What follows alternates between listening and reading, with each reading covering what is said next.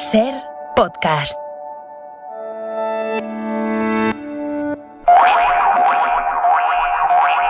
Rafaela Romero, buenas noches. Buenas noches. Quiero presentarles a nuestra invitada de hoy. Rafaela Romero es diputada de Movilidad y Ordenación del Territorio de Guipúzcoa, pero hoy vamos a hablar muy poco, de hecho vamos a hablar nada. De movilidad y ordenación del territorio. Hoy venimos a hablar de la vida de Rafaela Romero, que es una vida de muchas heridas, pero también de mucho coraje. Es una vida que ahora se publica en el libro Hasta que me mates, que ha escrito Ana Erostarbe sobre la vida de Rafaela. Para quien no te conozca, Rafaela, ¿tú quién eres? ¿Cómo te defines? Pues yo creo que soy una mujer feminista que ha hecho toda su vida en el socialismo vasco y que ha aprendido a usar su feminismo para sobrevivir, para superarse a sí misma y creo que para hacerse mejor. Yo creo que una persona siempre aprende de los dolores, yo creo que he aprendido. Tú tienes toda la vida montada en San Sebastián, pero naciste en Extremadura. Cuéntame aquellos años. Hombre, yo creo que esa es una de las primeras experiencias que yo he analizado de violencia que conozco, ¿no? Y que a lo mejor no se ha escrito tanto ahora que estamos con la Ley de Memoria Democrática, que es la violencia forzosa de la pobreza, que la dictadura de Franco provocó o impuso a determinados territorios no amigos. Uno fue Extremadura, digo, a los efectos del desarrollo y demás. Y bueno, yo creo que es parte de los dolores, ¿no? Pues cuando a ti te arrancan de tu familia, pues es una experiencia que queda y tú aterrizas en un nuevo país al que acabas queriendo, amando y defendiendo, pero que te es extraño. Yo he tenido más oportunidades de conocer a mi país, al País Vasco, por eso, como dice Fernández Vara, no tengo el corazón dividido, sino que tengo uno tan grande que puedo querer a los dos.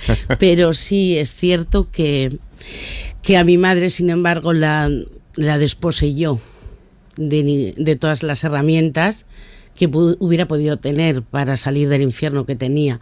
Y mi madre estaba sola y entonces cuando una persona está sola, aislada, pues es más fácil matarla poquito a poco emocionalmente y golpearla todos los días. Confluyen tantas violencias que, en fin, tengo un recuerdo amargo y creo que, bueno, pues eso me ayuda a entender a tantas y tantas mujeres que están solas ahora aquí mientras me escuchan y que no es tan fácil de decir, sal. Mira, yo quiero decirles, estamos aquí, no estáis solas porque lo hemos sufrido muchas, pero salid cuando podáis que hay una red.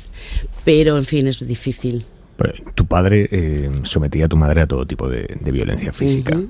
Física, sexual, psicológica y vicaria. Y es una de las formas de violencia más demoledoras que pueden usar contra la mujer en su papel de madre. O sea, si a ti usan como arma a tus hijos, estás más muerta de lo que te dan los golpes, las violaciones o la violencia psicológica, que os puedo asegurar que es de las peores violencias que existen.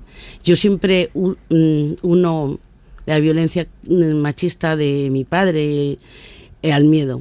Esa sensación de miedo es otra de las armas que tiene, el aislamiento y el miedo. Y claro, si tú tienes a una persona con miedo, la tienes entregada.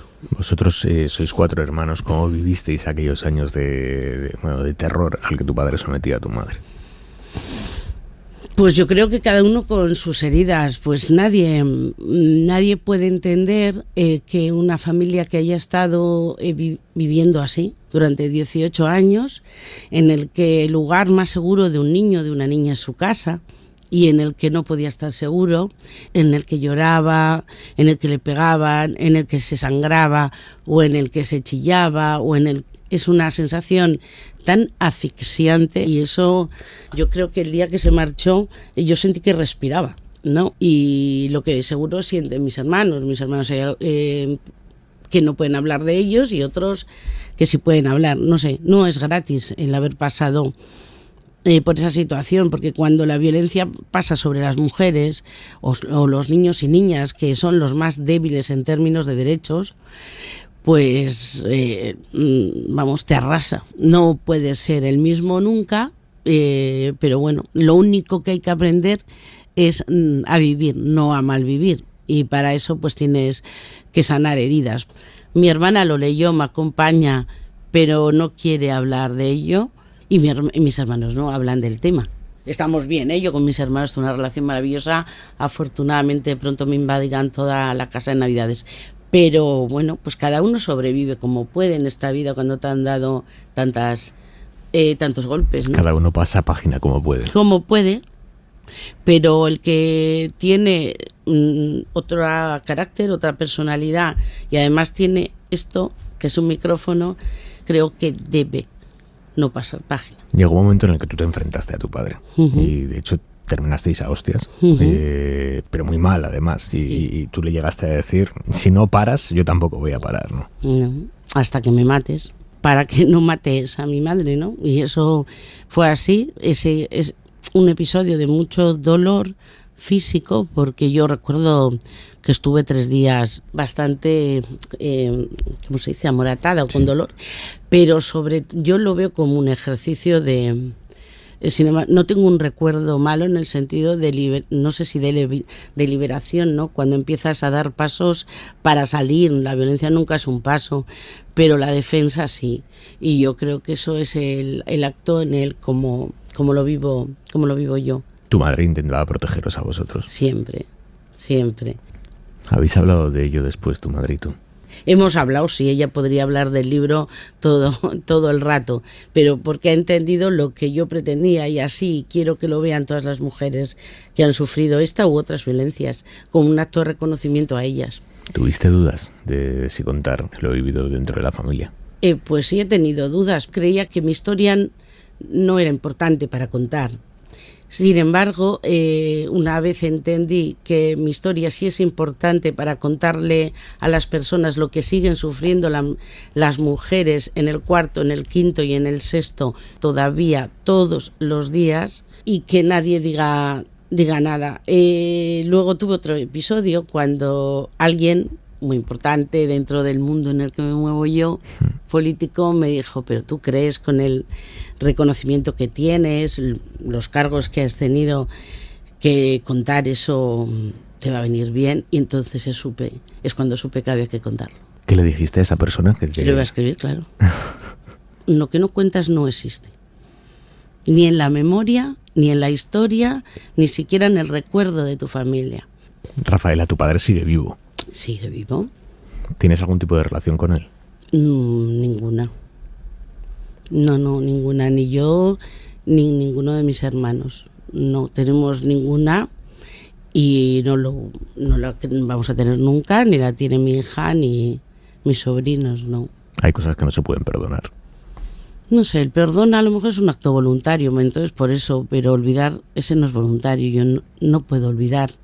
No creo que una persona... El machismo no es una enfermedad. Ni el machismo es un mal periodo, ni el machismo es una mala época.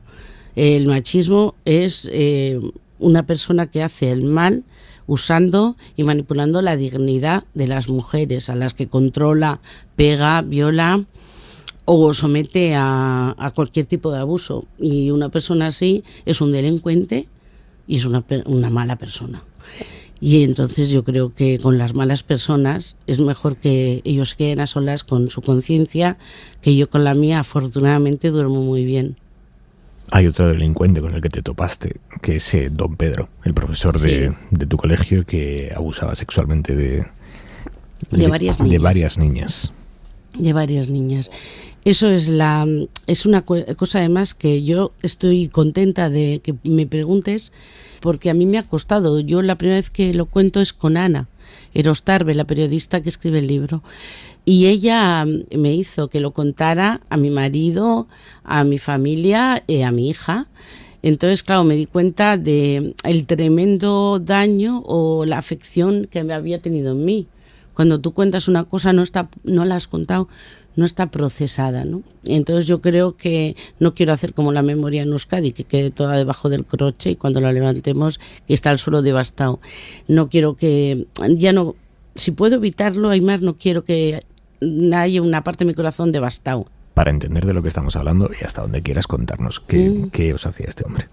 Tocarnos, tocarnos además delante. Bueno, y supongo que no seríamos el primer curso. No fue una violación en ningún caso, pero sí es una invasión de un cuerpo de unas niñas preadolescentes, pero a lo mejor no hace falta que te violen para haberte seguido sintiendo sucia durante tanto tiempo. Tengo 50 y más, lo he contado a los 49. Rafaela, ¿cómo recuerdas, más allá de los maltratos de tu padre, cómo recuerdas la llegada a Euskadi cuando vinisteis de Extremadura? Tú eras una cría. Sí, yo no tengo una vivencia positiva. Me influye la situación de casa. Claro. Entonces, eso vaya por delante. Yo soy una persona que procesa bien las cosas, me influiría, pero así como he convivido con personas que tienen una visión de la integración en Euskadi idílica, la mía no lo es. Nosotros en Mondragón estábamos separados hasta por barrios, y eso se llevó hasta muy tarde, porque yo recuerdo el asesinato de Isaías Carrasco. Yo creo que ha habido lugares donde la integración ha sido más fácil, y ha habido lugares en las que, además de un nacionalismo excluyente, acompañado de gente con pistolas, pues había un clasismo evidente. Entonces, no digo que sea Mondragón todo Mondragón, por supuesto, porque la cosa ha cambiado infinitamente, pero no fue idílica. Llegaste a Euskadi con la familia y muy joven, nada, tenías 19 añitos y te afiliaste al Partido Socialista.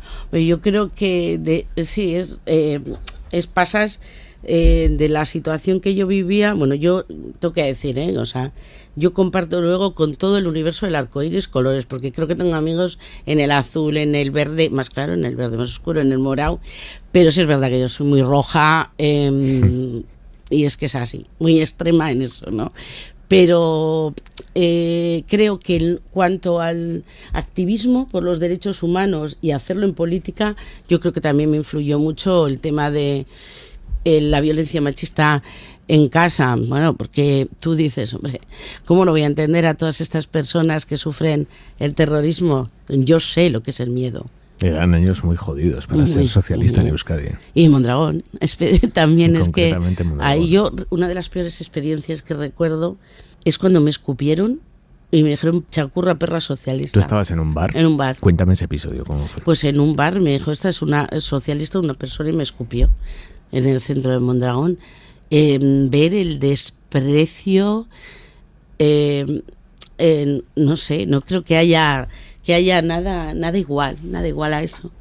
O sea, me sentí despreciada, no me querían. Eso no lo hemos tratado, hablando de lo nuestro, ¿no? Éramos perros, o sea, eso... ¿Qué años eran esos? Por 72, 80 y 90.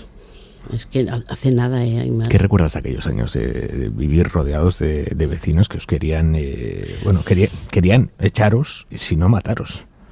Yo no tengo buen recuerdo de eso, porque me parece que todos no hemos crecido como personas en las mismas condiciones. No es lo mismo vivir con miedo que vivir sin miedo, vivir con escoltas que vivir sin escoltas, ejercer la política en igualdad de condiciones con el permiso de todos los demás, de ETA y de los que decían que teníamos alguna responsabilidad en que ETA nos matara. Eso no es gratis. Yo tengo mucha pena por la gente que, especialmente la que salió viva y no mataron, pero tiene un montón de heridas en forma de desestructuración familiar, de problemas mentales, de adicciones, tengo mucha pena por ellos que sufrieron el acoso y llevan escoltados, pero no los mataron, pero bueno, los mataron de verdad, porque no han quedado iguales, y de las familias de las víctimas de los años de plomo. O sea, cómo estarán aquellas mujeres de los guardias civiles que vivían encerradas en cuarteles, insultadas, o los padres, las madres, hasta los hermanos que te dejaban de hablar, o los tíos que se enfadan contigo por ejercer la política o la judicatura o el periodismo. No sé, ¿cómo estarán esas familias? Por eso, el haber sobrevivido, sé que no es sano, y cualquier psicólogo me dirá, lo tienes que mirar. A mí me interpela. yo me siento muy responsable por todas esas personas. Son los renglones torcidos de la memoria, los incontables, porque no se cuentan en número ni en la historia. Por eso me siento muy culpable con las personas que están por ahí, que me estarán escuchando y que aguantaron a sus familiares cuando eran escoltados. Mi nombre, si me escucháis, a Aimar le escucha mucha gente, muchísimas gracias. Pero Rafi, no entiendo por qué te sientes culpable. Pues yo creo que es porque sobreviví. Entonces tu culpabilidad lo que te hace es responsable en contarlo. Es que aquí se vivieron cosas. Matar a un hombre en una tienda de chuches con 20 euros como indiano en el bolsillo. Matar a uno a tiros ante niños y luego sale corriendo su viuda. Eso, el te matan. Y Mari Carmen Hernández, la viuda Pedrosa, que es una de las mejores mujeres que he conocido éticamente en este país, y luego le llaman por teléfono, ya te he matado, le ponen una diana, pero todas esas viudas, hijos, tíos, en fin, este país ha vivido una vergüenza nacional de España, y España no le ha dado las gracias, pero sí, España dice que existe ETA, la mitad. ¿Cómo se van a sentir que han contribuido a la paz de España y a la democracia de España si la mitad dice que todavía no se ha logrado la paz? Somos muy responsables con ellos como país. ¿Cuántos años llevaste escoltando? 11. Bueno, escolta yo, 4 Jesús, 2 mi hermana, 2 mi cuñado. Vamos, el día que hizo la comunión mi hija había casi más, la mesa de los escoltas era más grande que la nuestra. Cuando hablas de Jesús, es Jesús Eguiguren, tu marido. Sí. Sí, un gran español, por cierto, ahora que hablo pato español. ¿Tú conociste a Eguiguren en tus primeros años de militancia? Claro. ¿Cómo fue ese enamoramiento? Pues la verdad es que Jesús es, como diría Héctor Falcione, en Olvido que seremos, sí. Es un buen hombre, sobre todo es un buen hombre. Y creo que es maravilloso como padre y bueno, como marido, pues como todo, tengo mis quejas, pero eso es personal. He sufrido mucho por lo que le han hecho a él también. Pero bueno, él, por ejemplo, no tiene tanta necesidad de denuncia de lo que le han hecho como yo. Yo la tengo también como con las víctimas de la violencia de persecución por vergüenza torera.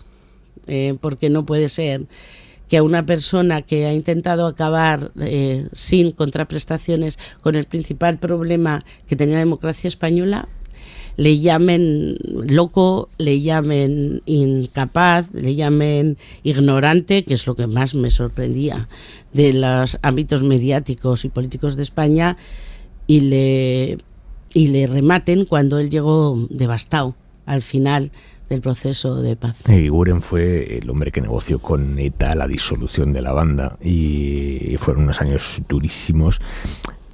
Pero también por esto que estás contando, porque hubo una auténtica campaña contra él. Sí, él sabía que esto iba a pasar. Si salía mal, iba a suceder y aún saliendo bien sucedió. ¿Cómo se explica eso, Rafaela? ¿Cómo se explica que la persona que negocia una disolución de una banda terrorista y lo hace con éxito y consigue que eso llegue a su fin y termina siendo víctima de una campaña de acoso por parte de determinados medios de comunicación? Nación y políticos. Pues porque España es muy poco generosa con sus héroes por la paz y los derechos. No lo ha sido nunca.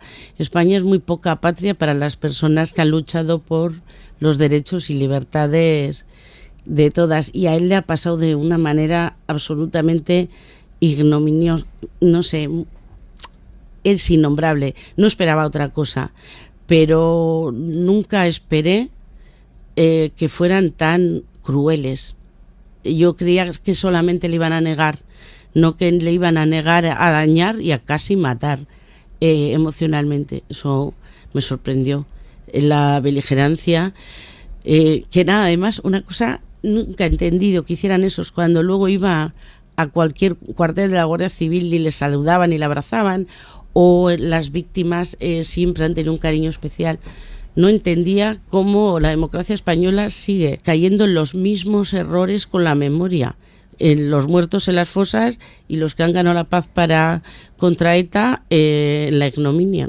No esperaba que no le reconocieran, pero no que le machacaran. ¿Cómo recuerdas tú aquellos años de las negociaciones? ¿Cómo lo vivías tú desde tu perspectiva? ¿Hasta qué punto él te iba contando lo que iba pasando, lo que no? Yo sabía todo, no voy a decir que no, pero sí sabía, pues con silencio, y como hacemos las mujeres, pues sosteniendo, pues alguien había, en fin, si no sostuviéramos todo, no hubiera casi ningún avance en las democracias, ¿no? Pero yo lo vivía con una emoción, o sea, yo tenía un compromiso familiar, personal, pero sobre todo político. Creo que hacía lo correcto y creo que los dos corresponsables del lado del gobierno, Alfredo Pérez Rubalcaba, pues, con sus cosas, y el presidente Zapatero, vamos, no hay España para reconocerle por lo menos la responsabilidad para acabar. El Zapatero, como en toda la vida, la historia le está poniendo en su sitio. Eres lo que legislas, ¿no? Pues lo que legislas y lo que logras. Creo, no tengo buen recuerdo del proceso por lo que a mí, en mi casa, a nivel personal, trajo. Pero estoy contenta de haber formado parte de una gran solución para el principal problema de la democracia, reciente democracia española. Cuando hablas de lo que trajo a tu casa es porque cuando se consiguió la paz, el hombre que, uno de los que más contribuyeron para conseguir la paz, que fue Jesús Eguiguren, él cayó en un pozo emocional enorme. Sí, él llegó devastado, ya llegaba emocionalmente. No hay que olvidar, para que sepan, que Jesús llevaba más de 30 años escoltado. Perdió muchísimos más amigos y más gente que los que llevábamos menos la política. Seguía llorando por dentro a sus amigos, a su país, a su pueblo, a sus hermanos, a los que no veía tanto como podía, siendo un pueblo tan pequeño. Le machacaron y lo bueno es que lo salvamos, pero lo salvamos 4 velitas que nos quedamos ahí. Porque cuando se abrieron las grandes alamedas de la paz en Euskadi y en España, pues apagaron las luces en mi casa. Bueno, supongo que también es otra es un ejercicio de responsabilidad más, salimos también. Lo que bueno de sufrir el dolor es que del dolor superación y de la violencia resistencia primero, supervivencia después, y luego ya en la vuelta que le he dado ahora, que es no mal vivir, sino vivir. ¿Cómo está Jesús ahora? Bien. Yo le veo siempre excesivamente de centro, es muy... Solo tenemos un gran debate en ¿No casa. será que tú eres un poco radical? Pues, me quieren echar todo el día. Ellos dicen, pues vete a no sé dónde, no voy a decir dónde, mi hija y Jesús. Pero sí, no, Jesús siempre ha sido... Por eso no tenía nada, porque, yo le he visto a Jesús incluso cuando venía a contarme las conversaciones, en las negociaciones con ETA, la defensa que hacía del Poder Judicial, sobre todo de las Fuerzas Armadas, y luego de los militantes del PP del País Vasco, que consideraban los suyos. Y entonces luego no puedo entender que discrepes de un determinado... sí, bueno, que hables en lo político, en lo general, pero hundir a una persona que era uno de los tuyos en la lucha contra ETA dice muy poco de muchos de los que hablaron en aquel momento. ¿Y vuestra hija María cómo ha vivido todos estos años? Yo creo que con mucha resiliencia, se dice ahora, pero es con mucha actitud y con mucha fuerza. María, yo creo que algo habremos hecho bien, porque de todo lo que ha vivido, que nadie le ha ocultado nada, es una demócrata, yo creo que exigente, no le gusta, no quiere estar en política, pero defiende la política y a los políticos para construir un país que siguen teniendo 22 años, me parece algo increíble, ¿no? Y luego pues tiene esa libertad crítica para poder criticar a los suyos y a los demás. Por eso, aunque no sea, yo la veo un poco como su padre moderada, pues me gusta, porque te ha tenido la libertad para eso, y es que no tiene rencores. María no tiene rencores. ¿Se puede no tener rencores cuando ETA ha matado a tanta gente querida por ti, a tantos amigos tuyos? Se puede no tener rencor, no querer venganza, pero tener dolor. Mi trabajo es hacer convivir mi dolor y mi no olvido con las personas que ahora han decidido hacer política sin pistolas. Eso es muy difícil, hay días mejores y días peores. No, pero no ajusto cuentas con nadie. A diferencia, eso en la película Maisabel sale muy bien, ¿no? Luis Carrasco cuando dice que está en primer grado y se acuesta con las víctimas. Se acuesta con las víctimas y se levanta con las víctimas. Y pasar tanto tiempo con él mismo se lo hace insoportable. Yo, Aymar, me acuesto con mi marido en la cama, conmigo misma. Soy muy nerviosa, con lo cual puedo no dormir bien, o porque te estoy escuchando o porque tengo estrés, pero no porque tenga dolor de conciencia. Es que es muy difícil vivir habiendo quitado la vida a personas o habiendo contribuido desde haberte chivado, jaleado, sostenido. Es muy difícil, ¿eh? Yo creo que no tengo rencor porque hay que vivir así, con lo que tienes encima. Entre los amigos tuyos que mató ETA estaba Isaías Carrasco, que además lo mataron muy cerquita de donde tú estabas aquel día. O sea, el peor día de mi vida, sin ninguna duda. Yo creo que se juntaron todos los dolores juntos. No podía creer que otra vez la culpa, que eso, porque era todo lo de Thierry, se había roto el proceso. Decían que a Jesús lo de las corbatas negras, Jesús creía que me iban a matar a mí, pero porque se lo dijo muy en personal, cuando luego estaba la mente brillante de Alfredo. Cuéntame qué le dijeron exactamente. Pues cuando se rompió, le dice, Jesús, creo que fue algo así, disculparme si no es correcto, le dijo, vas a ir a la cárcel, a Thierry, y dice, y tú te vas a poner, tú personalmente te vas a poner las corbatas negras. O sea, Jesús Eguiguren le dice a Thierry, que por entonces era el jefe de la banda, le dice, si rompéis vas a ir a la cárcel. Y Thierry le contesta a Jesús Eguiguren, le dice, y tú personalmente te vas a poner una corbata negra. Sí. Y qué salvajada. Entonces, claro, tú ten en cuenta que él tenía muchos amigos, entonces él lo toma por lo personal. Claro, tú ten en cuenta, si yo soy de Mondragón, matan a mi amigo, estoy en un acto repartiendo rosas, un acto agendado, público, lo matan a 600 metros de mí, lo más normal es que esté paranoiada y con dolor y con terapia durante un tiempo porque creo que es culpa nuestra. ¿Tú te llegaste a culpar de la muerte de Isaías Carrasco? Es que te vas a poner y le matan a él. Hombre, es que estaba allí y era mi amigo. Ya sé que no es culpa mía ni de Jesús, es culpa de ETA y de las personas que han hecho que ETA haya llegado hasta ese año 2009 matando.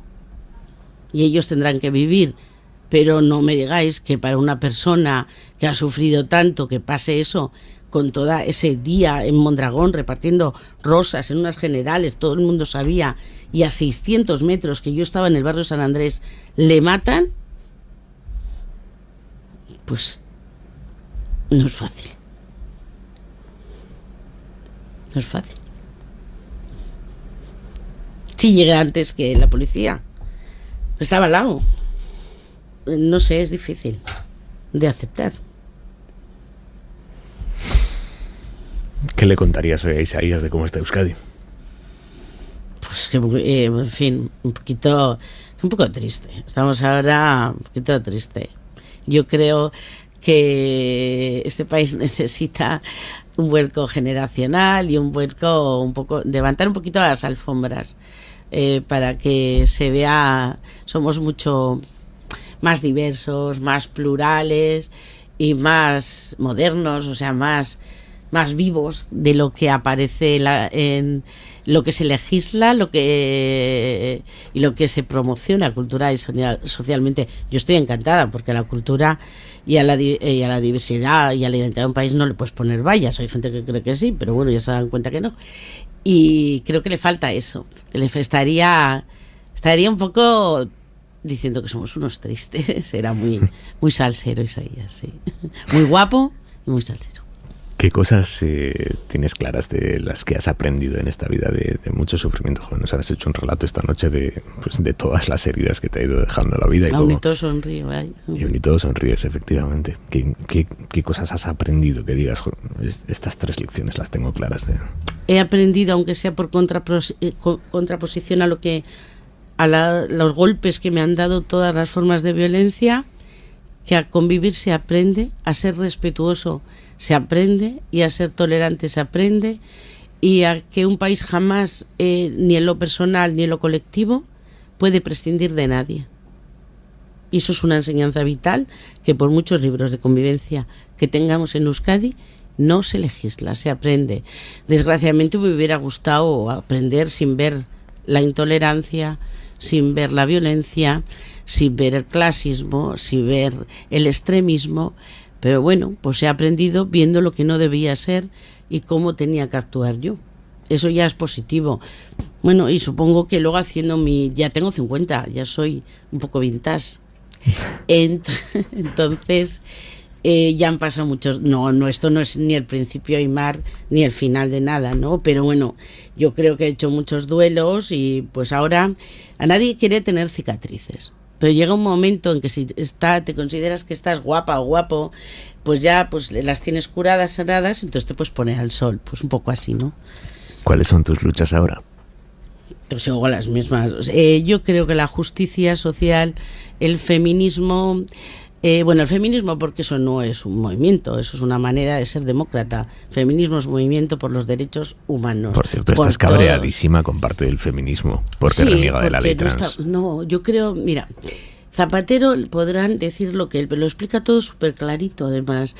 La lucha por los derechos civiles, hay personas que estamos más discriminadas históricamente, mujeres, pero hay otras que han estado más discriminadas que las mujeres, o junto con las mujeres, pero debajo del machismo, pues son el movimiento LGTBI, y que te voy a decir luego, ya dentro del LGTBI, determinados colectivos como el colectivo trans. Entonces, un movimiento que es el feminismo por los derechos humanos de las personas no puede entrar en un debate, dividir al feminismo y dividir a un país para no reconocer los derechos humanos de unas personas que lo tienen incluso más difíciles o tan difícil Aimar como nosotros. Aparte de un debate generacional del feminismo, es una actuación irresponsable e insolidaria. No podemos dividirnos, y más en un país en el que nos están llamando que somos una cuadrilla de amigas que nos fumamos unos porros y nos vamos a chiringuitos. Las personas que han defendido los derechos de las personas en este país, que nos llaman chiringuitos, que nos dicen que la violencia que practican contra nosotros es doméstica y que nos la comamos en casa. En ese momento, ¿vamos a montar una guerra en el feminismo? Que es un movimiento complejo y plural porque no es de nadie. Voy yo a mí no me borra a nadie. Es mentira. Ganar un derecho nunca puede borrar el derecho de otra persona. Vamos a utilizar también unos términos, vamos a cuidar las palabras. Yo creo que no nos podemos permitir la división en el feminismo, y este país no se puede permitir una marcha atrás en los derechos. No es serio y no es responsable. Rafaela Romero, te agradezco mucho que hayas estado esta noche en Hora 25, cómo te has abierto, que ahora tiene que haber gente alucinando en sus casas diciendo, esta señora, todo lo que nos ha contado. Rafaela, gracias. No, gracias Aimar. Y Ana, gracias por traducirme y escribirme también, eres una grande. Ana Erostarbe, que es la autora del libro Hasta que me mates, el libro de la historia de la vida de Rafaela Romero. Rafaela, agur. Agur. Suscríbete a Hora 25. Todos los episodios y contenidos adicionales en la app de Cadena Ser y en nuestros canales de Apple Podcast, Spotify, iVoox, Google Podcast y YouTube. Escúchanos en directo en la Ser de lunes a viernes a las 8 de la tarde.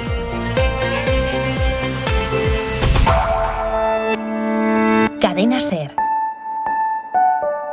La radio.